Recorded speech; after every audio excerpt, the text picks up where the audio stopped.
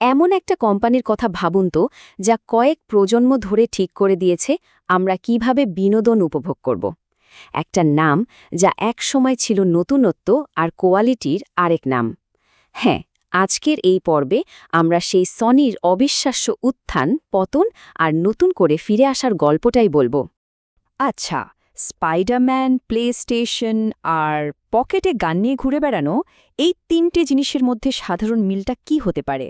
শুনতে অদ্ভুত লাগলেও এই সব কিছুর পেছনে আছে একটাই কোম্পানি, আর সেটা হলো সোনি। চলুন তাহলে গভীরে যাওয়া যাক আর দেখি কিভাবে এই জাপানি কোম্পানিটা গোটা বিশ্বকে বদলে দিয়েছিল। সনের গল্পটা শুরু হয়েছিল প্রায় ধ্বংসস্তূপ থেকে। দ্বিতীয় বিশ্বযুদ্ধের পর বিধ্বস্ত জাপানের ছাই থেকে জন্ম নেওয়া একটা স্বপ্নের গল্প এটা, একদম শূন্য থেকে শুরু। সোচুন একবার, ১৯৪৬ সাল, মাত্র ২০ জন কর্মী নিয়ে একটা কোম্পানির শুরু। কিন্তু তাদের স্বপ্নটা ছিল আকাশ ছোঁয়া, বিশ্ব জয় করা। কোম্পানির সহ-প্রতিষ্ঠাতা আকিও মোরিতা যখন আমেরিকা গেলেন, তিনি বুঝতে পারলেন যে বিশ্বজুড়ে পরিচিত হতে গেলে একটা সহজ আর শক্তিশালী নাম দরকার। আর সেই চিন্তা থেকেই ১৯৫৮ সালে জন্ম হল সনি নামের, এমন একটা নাম যা যে কোনো দেশের মানুষ সহজেই চিনতে পারবে। এরপর যা হলো সেটাই তো ইতিহাস। সনির স্বর্ণ যুগ শুরু হলো এমন একটা সময় যখন সনি শুধু একটা কোম্পানি ছিল না, রীতিমতো একটা সাংস্কৃতিক শক্তি হয়ে উঠেছিল। তারা এমন সব জিনিস বানাচ্ছিল যা দিয়ে বিনোদনের নতুন নতুন জগৎ তৈরি হচ্ছিল। সনির প্রথম বড় ধামাকা ছিল TR-63 ট্রানজিস্টর রেডিও। এই ছোট্ট একটা যন্ত্র সঙ্গীতকে প্রথমবার মানুষের পকেটে ভরে দিয়েছিল। মানে গান আর ঘরে আটকে থাকল না। এটা শুধু আমেরিকার বাজারই সনির জন্য খুলে দেয়নি, বরং কনজিউমার মাইক্রো ইলেকট্রনিক্স নামে একটা নতুন ইন্ডাস্ট্রিরই জন্ম দিয়েছিল।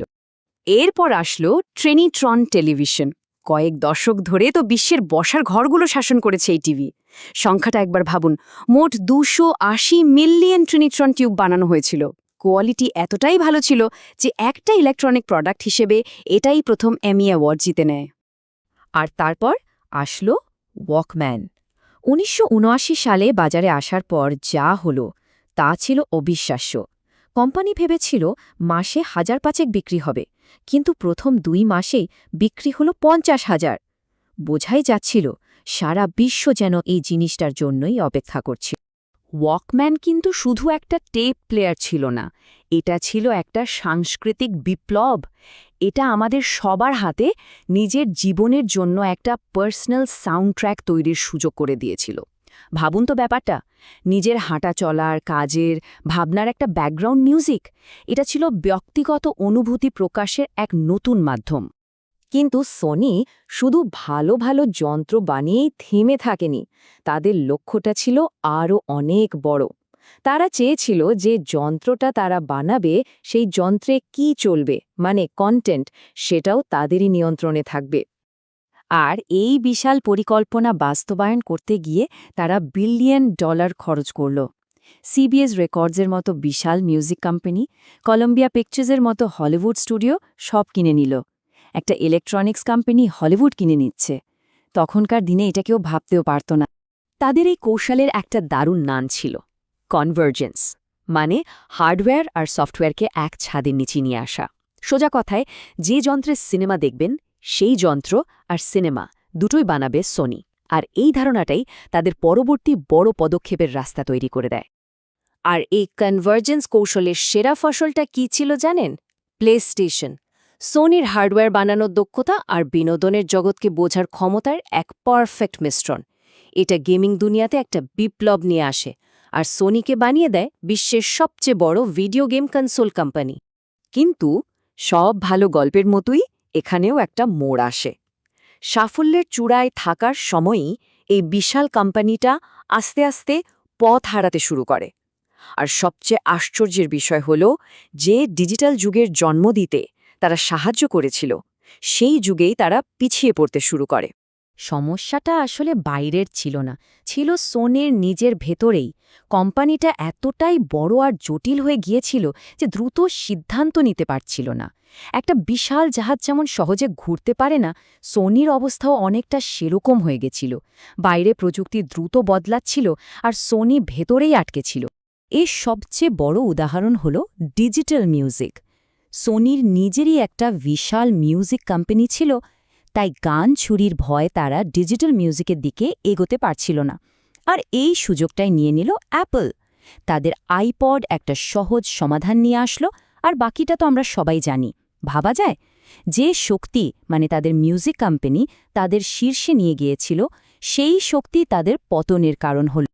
কিন্তু গল্পটা এখানেই শেষ নয়। সনি হার মানেনি।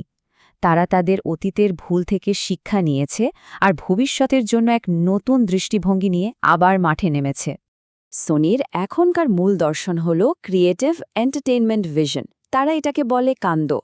এর মানে হল এমন অভিজ্ঞতা তৈরি করা যা মানুষের মন ছুঁয়ে যাবে, আবেগে ভরিয়ে তুলবে। এখন শুধু প্রোডাক্ট বিক্রি করা নয়, লক্ষ্য হল ইমোশন তৈরি করা।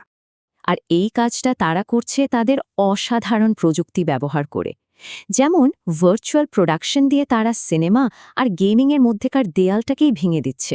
সিনেমা দেখতে গিয়ে মনে হবে গেম খেলছেন, আবার গেম খেলতে গিয়ে মনে হবে সিনেমার মধ্যে ঢুকে গেছেন। সোনি এটাও বুঝেছে যে অ্যানিমে তাদের জন্য একটা বিশাল শক্তির জায়গা। তাই ক্রাঞ্চিরোলের মতো প্ল্যাটফর্মের মাধ্যমে তারা বিশ্বজুড়ে কোটি কোটি অ্যানিমে ভক্তদের সাথে সরাসরি যুক্ত হচ্ছে। তাদের ফোকাস এখন মূল্যবান গল্প আর চরিত্রের ওপর, যাকে বলে ইন্টেলেকচুয়াল প্রপার্টি বা আইপি। তাদের নতুন কৌশলটাই হলো এই আইপি এর সর্বোচ্চ ব্যবহার করা। যেমন দ্য লাস্ট অফ আসের মতো একটা বিখ্যাত গেমকে এখন অসাধারণ একটা টিভি শোতে পরিণত করা হয়েছে। মানে একটা সফল গল্প শুধু একটা মাধ্যমেই আটকে থাকছে না, সেটা ছড়িয়ে পড়ছে সবখানে। সংক্ষেপে বলতে গেলে সোনি এখন আর শুধু একটা হার্ডওয়্যার কোম্পানি নয়, তারা হয়ে উঠেছে একটা ইন্টিগ্রেটেড ক্রিয়েটিভ এন্টারটেইনমেন্ট কোম্পানি। আগে তারা বাক্স বানাতো, আর এখন তারা বাক্সের ভেতরে জাদুটা বানাচ্ছে এবং সেটাকে সব জায়গায় ছড়িয়ে দিচ্ছে। তাহলে প্রশ্নটা কিন্তু থেকেই যাচ্ছে, যে সোনি হার্ডওয়্যার দিয়ে বিংশ শতকে শাসন করেছিল, তারা কি এখন আবেগ, গল্প আর আইপি দিয়ে ২১ শতককেও সেভাবে সংজ্ঞায়িত করতে পারবে? উত্তরটা হয়তো সময়ই আমাদের বলে দেবে।